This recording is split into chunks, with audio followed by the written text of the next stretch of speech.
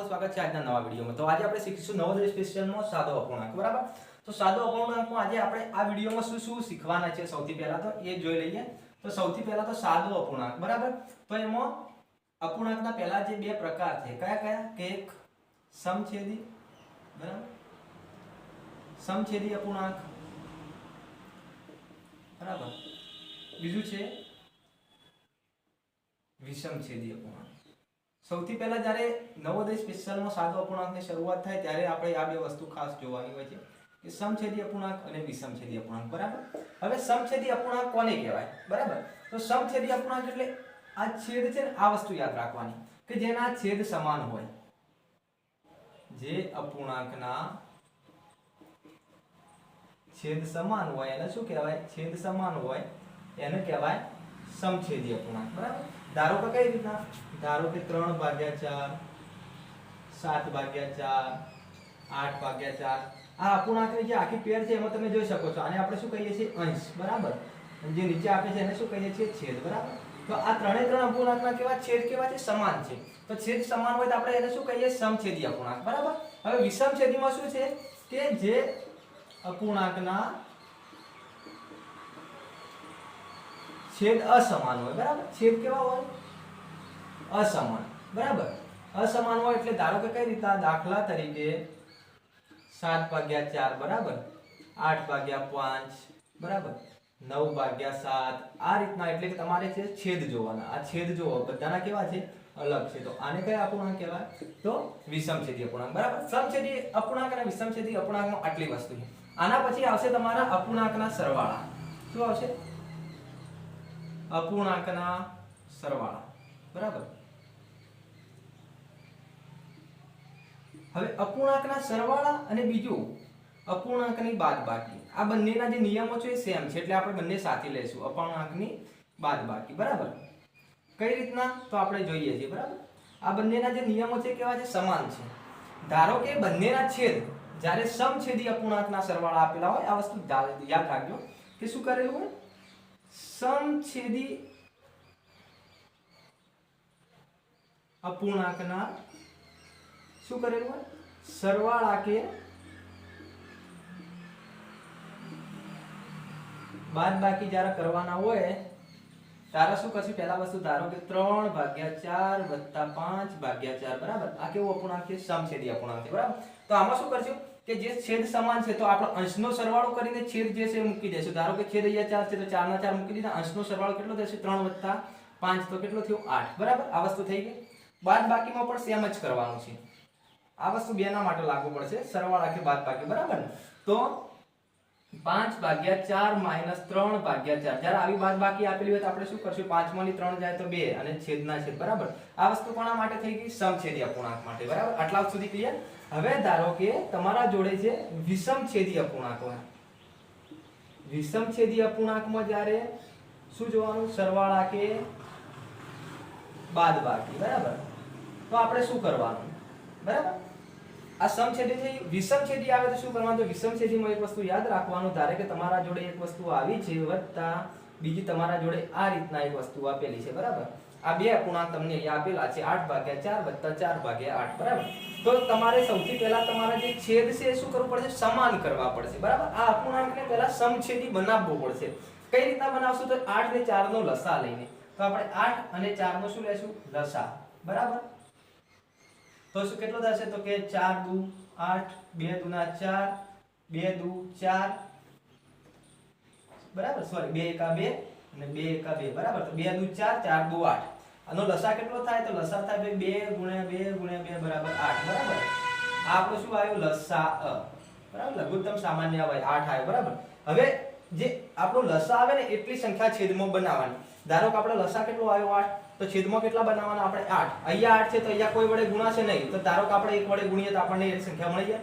અહીંયા 8 કરવા કેટલા વડે ગુણવાના, 2 વડે, તો ધારો કે અહીંયા 2 વડે ગુણીએ તો ઉપર કેટલા વડે ગુણવાના, 2 વડે, બરાબર। હવે જો શું થશે, 8 × 2 = 16, 4 × 8 + 4 × 1 = 4 અને 8 ના 8, બરાબર। હવે જવાબ શું આવશે, 20/8, ખબર પડી ગઈ। આની આ વસ્તુ આપણે સામો કરશું, આની આ વસ્તુ આપણે કરશું બાદબાકીમાં।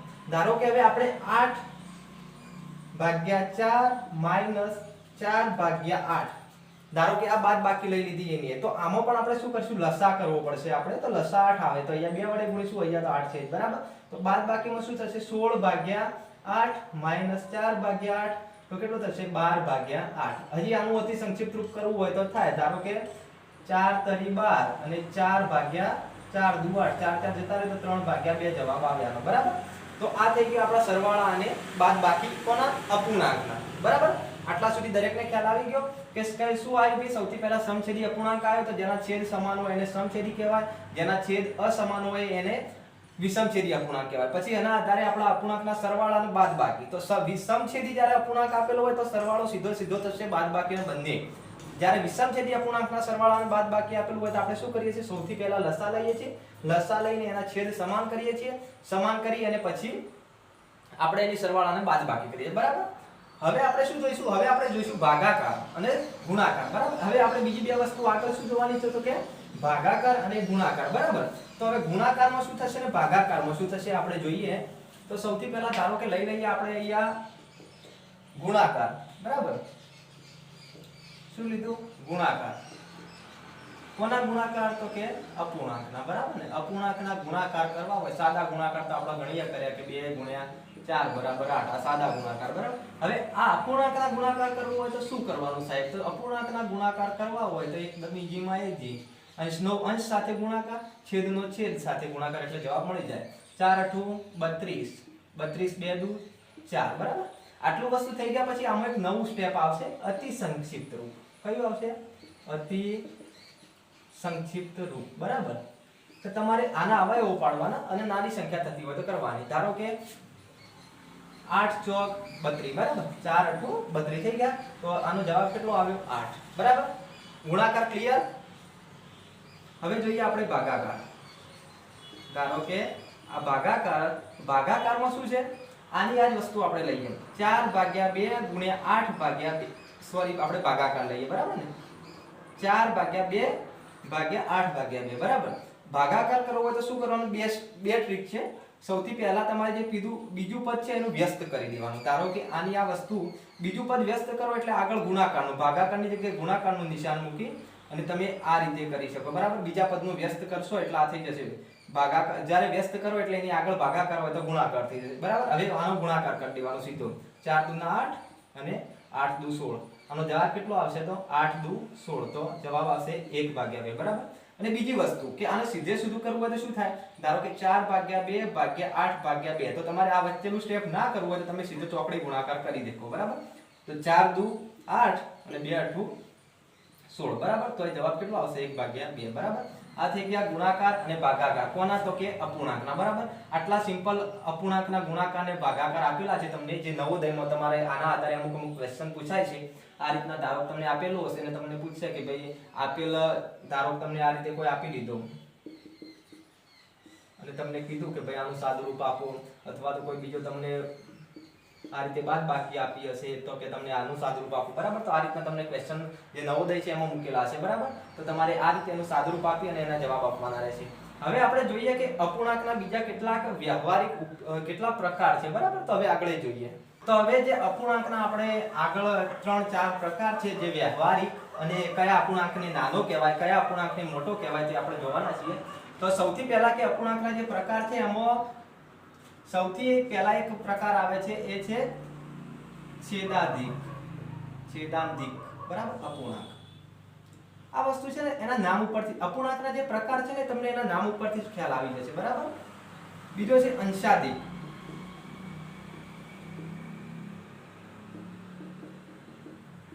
બરાબર. ત્રીજા નંબરનો છે એ છે આપણો મિશ્ર અપૂર્ણાંક બરાબર. હવે જો 3 અપૂર્ણાંક આપણે અહીંયા લખ્યા, છેદાંધિક, અંશાધિક અને મિશ્ર અપૂર્ણાંક. હવે છેદાંધિક અપૂર્ણાંકનું એક બીજું નામ છે શુદ્ધ અપૂર્ણાંક. કેવું નામ છે, શુદ્ધ અપૂર્ણાંક બરાબર. આને શુદ્ધ અપૂર્ણાંક પણ કહી શકાય. બીજું આનું નામ છે અશુદ્ધ અપૂર્ણાંક બરાબર. અને આનું બીજું નામ છે પૂર્ણાનુયુક્ત અપૂર્ણાંક બરાબર. પૂર્ણાનુયુક્ત અપૂર્ણાંક. હવે આને આપણે સમજીશું આગળ કે કઈ રીતે. છેદાંતિક નામ પરથી જ કહી શકાય. છેદાંતિકમાં શું હોય ભાઈ, તો જેનો છેદ મોટો હોય. આપણે બે વસ્તુ જોઈ, અંશ અને છેદ, બરાબર. તો આની વ્યાખ્યા કઈ રીતે થશે કે જે અપૂર્ણાંકમાં અંશ કરતા છેદ મોટો હોય. શું હોય? છેદ મોટો હોય તેને શું કહેવાય ભાઈ? હોય તેને શું કહેવાય? તો કે છેદાંતિક અપૂર્ણાંક કહે છે. બરાબર, આટલી વસ્તુ ક્લિયર થઈ ગઈ. તો તમે આ રીતે બીજા અપૂર્ણાંકનું ઉદાહરણ લઈ શકો. ધારો કે 12/16. ધારો કે આ અંશ છે, એના કરતા છેદ કેવો છે? મોટો છે. બરાબર. અંશાધિક અપૂર્ણાંકમાં શું થશે? એનું વિરુદ્ધ થશે. અંશાધિક અંશ મોટો હશે એટલે ધારો કે અહીંયા 18/12. બરાબર. દાખલા તરીકે આપણે પહેલા ઉદાહરણ આપી દઈએ તમને. 16/8. બરાબર. આમાં તમે જોઈ શકો છો આ છેદ કરતો અંશ કેવો છે? મોટો છે. તો આનું શું થશે કે જે અપૂર્ણાંકમાં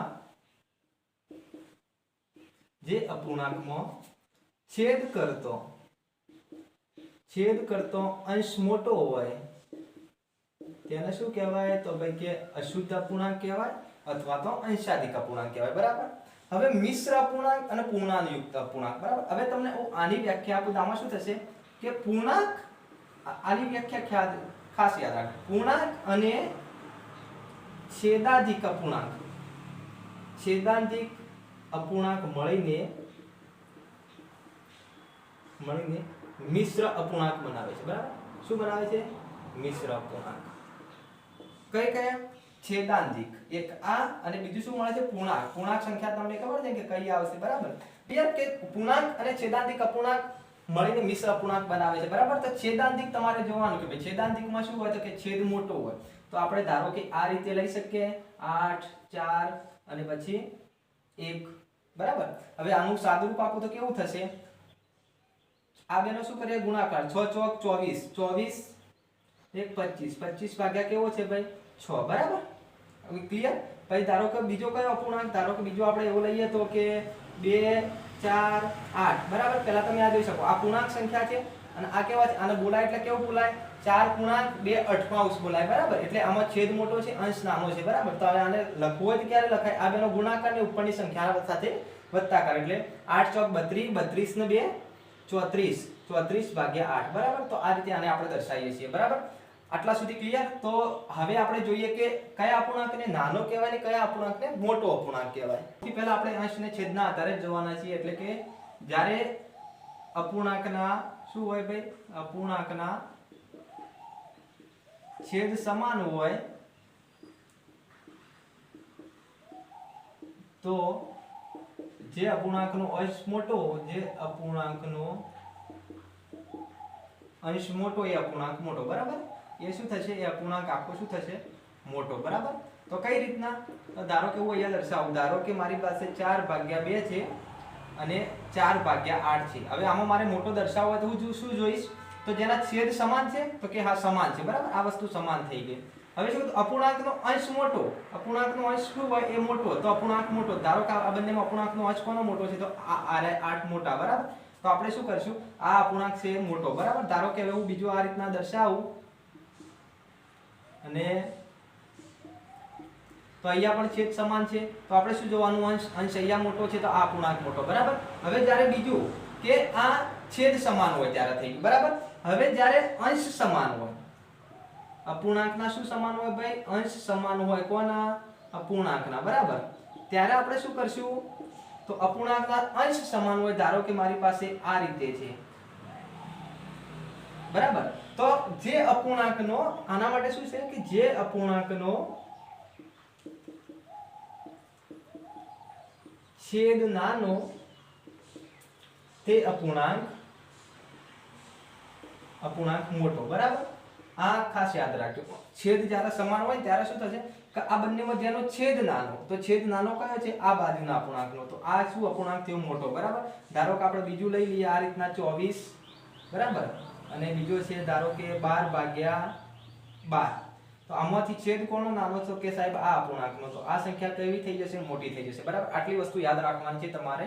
અને આટલે આપણે સાદો અપૂર્ણાંક છે એ ચેપ્ટર આખું સંપૂર્ણ પૂર્ણ થાય છે. બરાબર. અહીં આપણું જે નવોદય સ્પેશિયલમાં જે સાદો અપૂર્ણાંક ચેપ્ટર છે અહીંયા પૂર્ણ જાહેર કરીએ છીએ અને આ ચેપ્ટર પરના જે દાખલા છે આપણા નેક્સ્ટ લેક્ચરમાં YouTube પર મુકાઈ જશે. તો હજી સુધી ચેનલને સબસ્ક્રાઇબ ના કરી હોય તો ચેનલને સબસ્ક્રાઇબ કરીને વિડીયોને લાઈક કરી દો.